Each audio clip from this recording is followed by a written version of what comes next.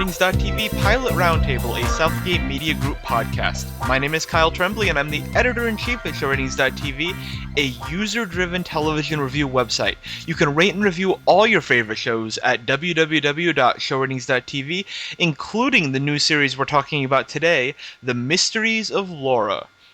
According to NBC's website, Debra Messing stars as Laura Diamond, a brilliant NYPD homicide detective who balances her Columbo day job with a crazy family life that includes two unruly twin boys and a soon-to-be ex-husband who just can't seem to sign the divorce papers. Here to talk about The Mysteries of Laura is my fellow editor at ShowRatings.tv, Blair Knight Graves. Welcome back. Thank you for having me again on such an interesting podcast. Yeah. Well, your last appearance was you and I going through all the NBC trailers and making snap judgments about all of them. Or that wasn't your last podcast. I think you did a couple over the summer, but that was one of your last podcasts. Listeners can go back in the archive and find that. This is our first foray into the NBC season of 2014-2015 in a lightly promoted week-early preview of this series that, now that I've watched it, I seem to understand why it was lightly promoted. Yes. I just read that description, and I feel like making a Columbo reference in the tagline of your show actually jives really well with what I saw on screen. Yeah, well, I mean, it's also aesthetically makes a lot of Columbo references, not just like in the logline. Oh yeah, no, this show thinks Columbo's relevant. Yeah, this show believes that people my age, I'm 25 years old, Yeah. I do know what Columbo is because I am a television person, but I shouldn't know what Columbo is because I'm 25. I think you and I talk all the time, and I'm 30, by the way, so I'm older. We've never once made a reference to Columbo. And I love referencing things, and you reference things too, and that's not in the reference bank for either of us. And yet, this show seems to think it is the hippest reference in the world. Yeah, but at the same time, this show, just watched the pilot just now, literally got done with it 5 minutes ago. Yeah, it was so lightly promoted that you had to remind me that it came on. Yeah. That I missed the premiere. But, like, I was watching it, and, like, it's a show that I can very, like, definitely say is not geared toward me. And it's definitely not geared toward you. It's geared toward me as a woman, but it's not geared toward my age group whatsoever. Can I guess who it is geared toward? Go ahead. Monster people. Parents who hate their children. Parents who hate other parents. Parents who hate the world around them. And miserable human beings. Is that who it's geared for? I mean, I was just going to say, like, people who are Debra Messing's age and are probably female, so... Members of the Debra Messing fan club? Because if you are a charter member of the Debra Messing fan club, you might have been able to sit through this. I should say, I'm burying the lead here. This pilot was a dumpster fire. This pilot was awful. I mean, awful. Like, this is one of the worst, ostensibly drama pilots I've ever seen. This is a terrible show. This was offensive, both in terms of the quality and in terms of what happened on screen. If this isn't the worst pilot of the season, I'm going to be shocked. Really? Yeah, I think Bad Judge is going to be worse. You can hear our thoughts. You can hear our thoughts on Bad Judge in our last podcast. My apologies to Bad Judge. I have forgotten about your existence. But I was reminded in the middle of my watching this because they played the ad 3 times in the middle of the Debra Messing premiere. I do want to say, I hope this is the only pilot of this season in which a mother poisons her children. That would be a nice corner for this pilot to keep to itself. I hope that we don't have any other ones where the children are so monstrous that the show is rooting for them. The show is wanting us to root for them to be given poison to throw up. Yes. That literally is what happened. No, they make the children so awful that you actually understand why Debra Messing, Laura Diamond, I guess is her name. Laura Diamond. But you actually I totally understand why you just poisoned your children. Yes. That's how awful they make those children. You should never, ever. No. You should never you should never accept children being poisoned in any media as it being an okay thing. And But this pilot really made that possible.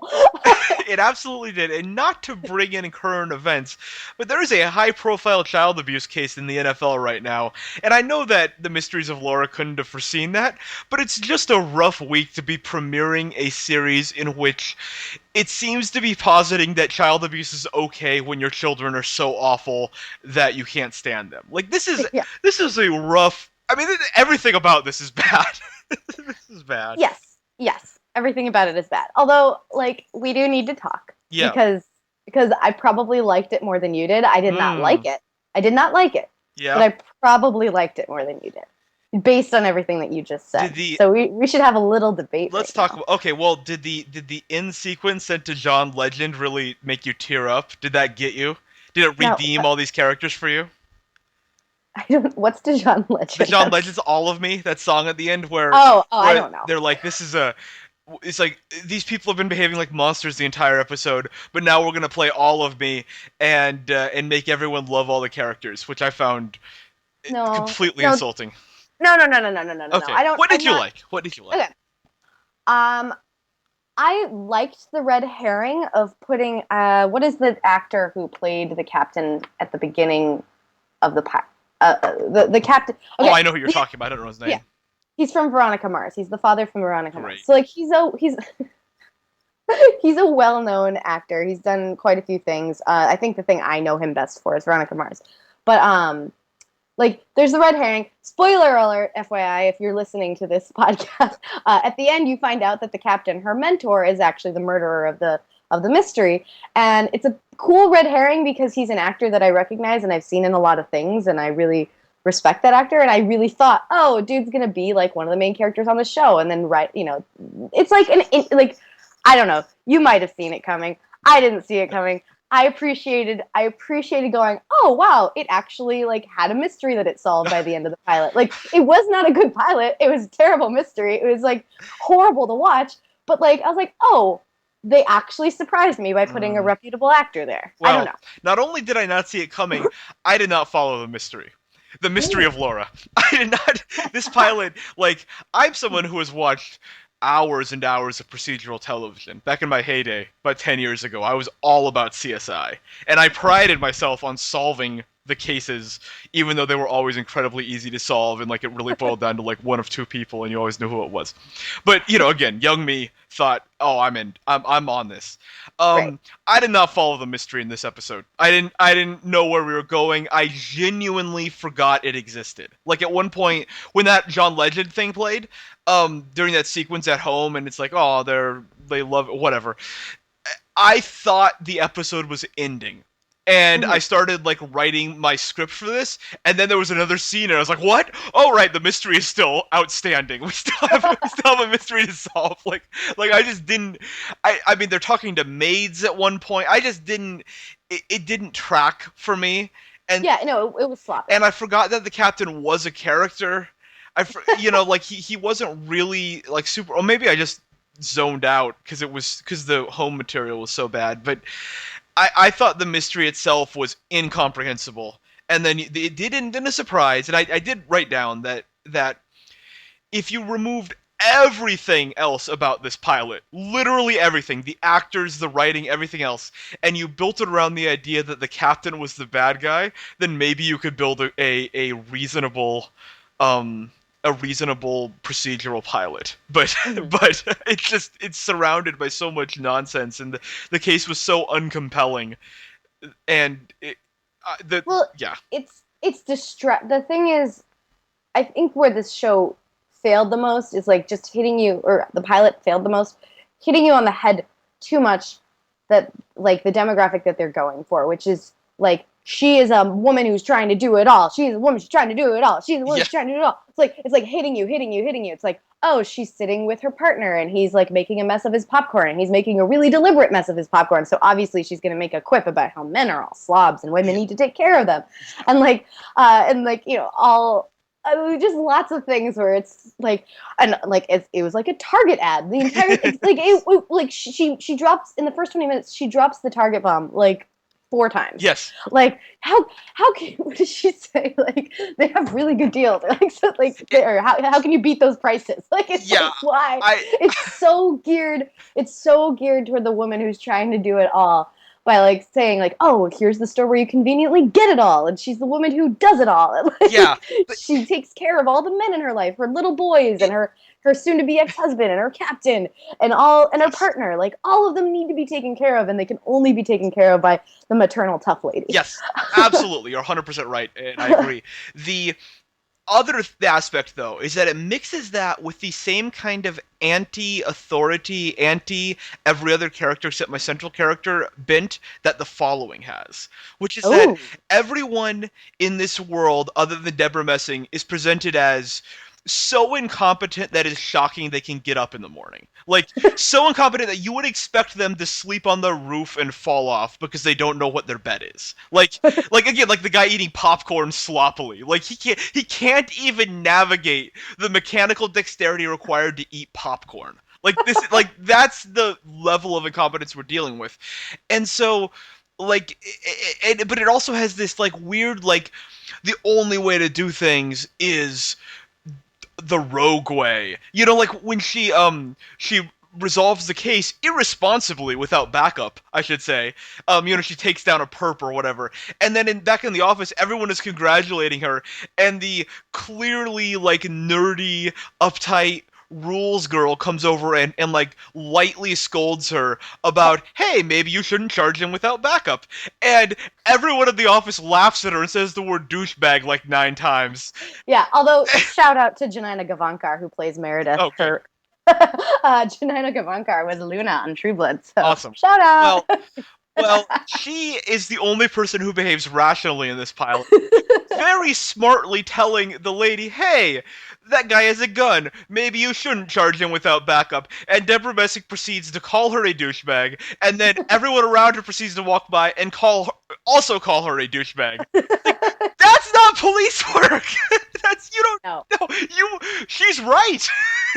Yeah. Well, and not to mention that entire scene, like the opening sequence, we kind of buried the lead. The opening sequence of this show is them chasing this murderer down, this homicide killer who really looks like he just stole like a piece of bread, and he wasn't cast to look like a scary murderer person. No, he is not a mass murderer.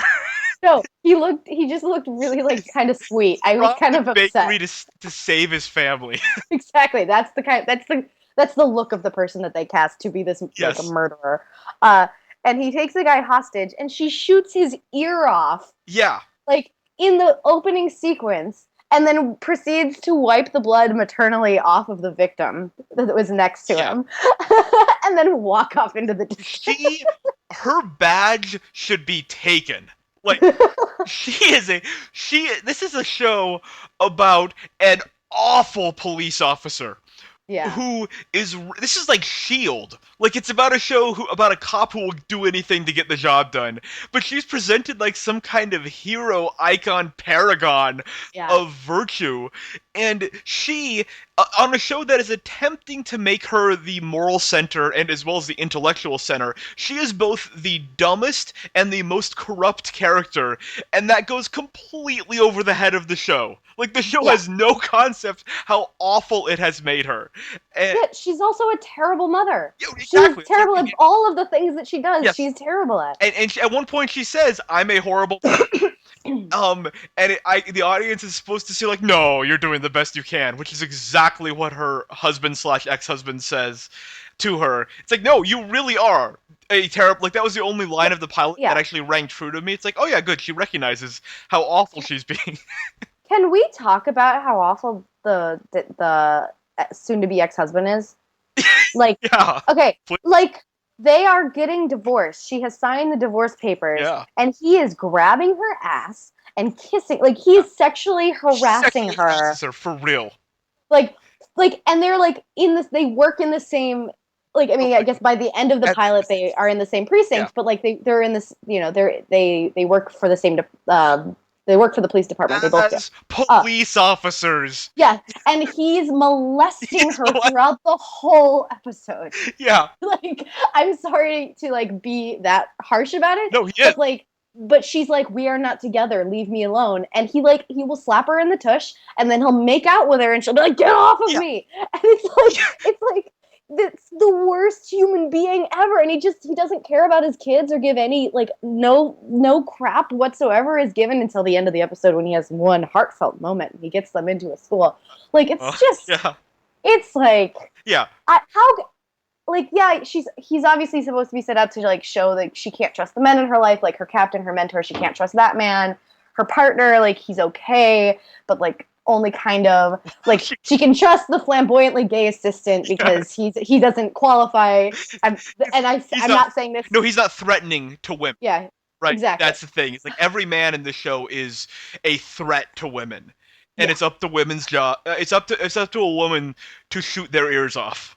Yeah, And during the second hostage thing, when she also shoots the perp, the guy has a gun to the head of the person he has taken hostage, and she shoots him anyway.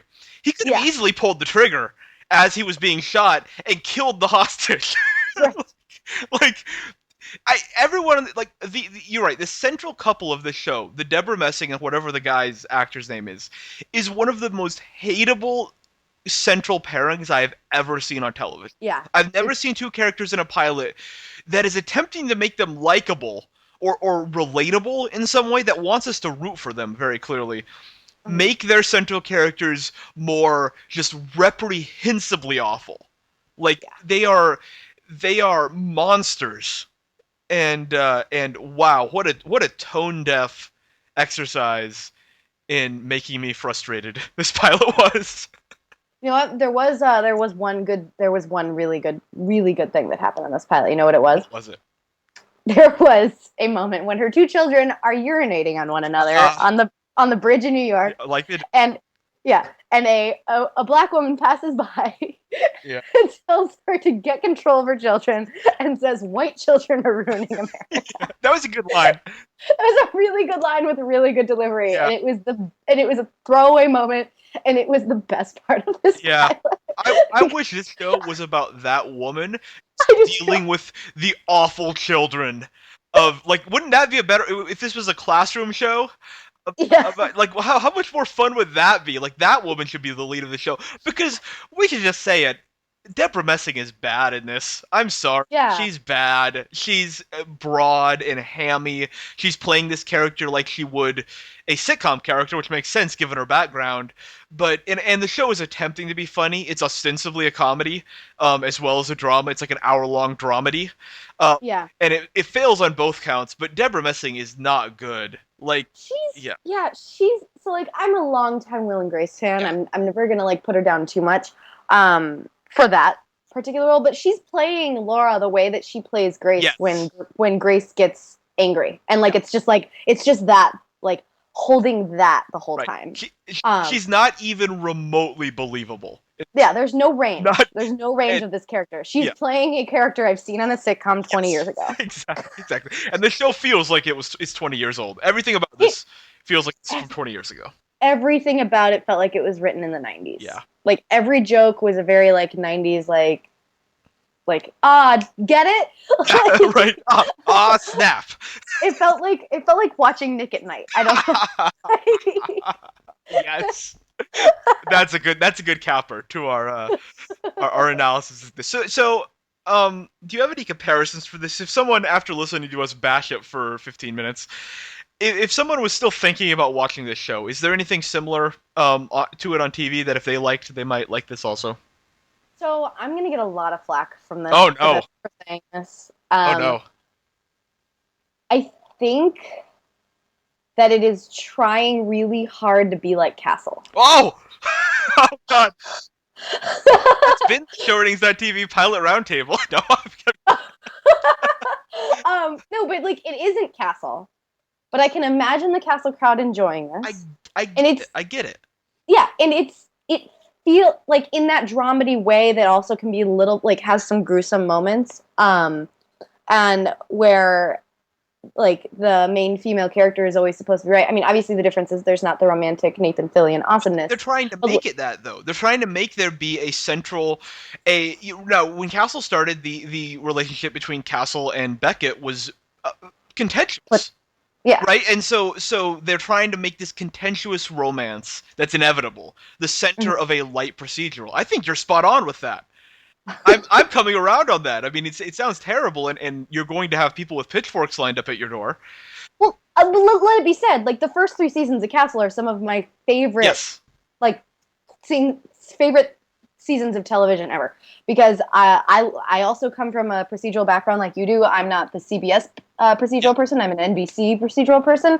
But like, as somebody who loves procedurals and who loved Nathan Fillion and still does love, like, not saying I don't love him anymore, and love a good dramedy. Like Castle, the first 3 seasons were phenomenal television. Yeah. Like it was campy and it was silly and it never took itself too seriously, which I really appreciated, except for like a couple things with a couple of the serial killer things, and the whole thing about Beckett's mom. But like other than that, the first 3 seasons were amazing television. And I feel like that it is not like Mysteries of Laura is not succeeding to be like Castle at all, but it is in tone trying to be Castle, and it is having contentious relationship, except like it's after the relationship with the soon to be ex-husband and her, like, so, but it's having that same sort of like guy who she needs to wrangle, and she needs to be brought down onto like a lower plane. So I will say, I love that comparison, and I'm using it now. I'm gonna ditch mine and say that is the comparison. Here, I mean,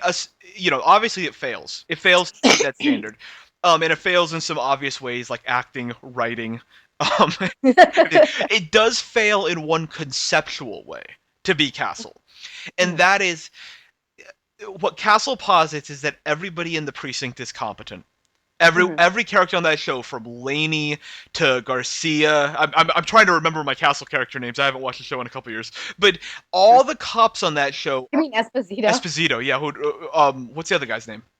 Ryan and Esposito. Yeah. Yeah, I almost got there. But Ryan and Esposito, like, all those people are good police officers or medical. They're good at their jobs, and that is where this fails, because this show felt the need, for some unknown reason, to make everyone around Deborah Messing incompetent, and then also to make her incompetent, but in a different way, recklessly incompetent. The other ones are just dumb incompetent, and that's the failure, because the reason that Castle in the first few seasons was so effective is that you felt good while you watched it. The same way with Firefly, another Nathan Fillion show, where it's like, I just feel great. Like, I'm having fun, I'm spending time with these people. Yes, there's a case, and I'm like partially invested in it, but really, I'm just enjoying spending an hour with characters I like. And the problem with this show is that it takes the other tack. It takes, like I said, the following and working the Ingalls, another pilot that nobody watched, but it takes a similar tack to that, which is, we're going to make everyone around our main character terrible to make people root for our main character. And you can't do that if you're trying to have a feel-good dramedy. That's not, you have to make every character either likable or understandable in a feel-good dramedy, because you have to want to spend time in this world. And after spending an hour in the world of Laura Diamond. in this Mystery of Laura, I never ever want to return. No. And that is the fundamental failing of the Mysteries of Laura. So, all right, final verdict: thumbs up or thumbs down? Thumbs down. I wasn't necessarily rooting for the show, but it would have been interesting to have like a fun little dramedy procedural be good, and it wasn't. So I'm sad, because I like that genre a lot. But no, thumbs down. What about you? Shockingly, I'm going to give it a thumbs way down. All right, Blair, thank you for your time. How can people keep up with you?